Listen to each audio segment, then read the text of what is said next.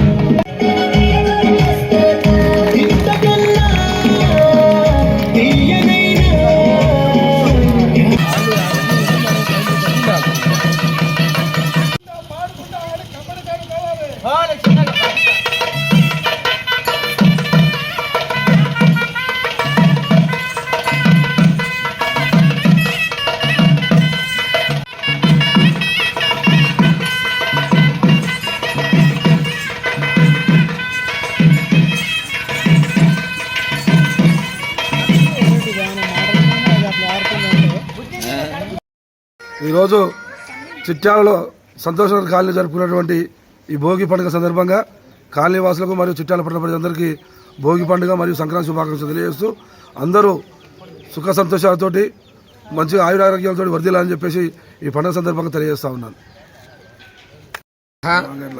ఈ యొక్క సంక్రాంతి పర్వదినం చాలా గొప్పనైనటువంటి పర్వదినం.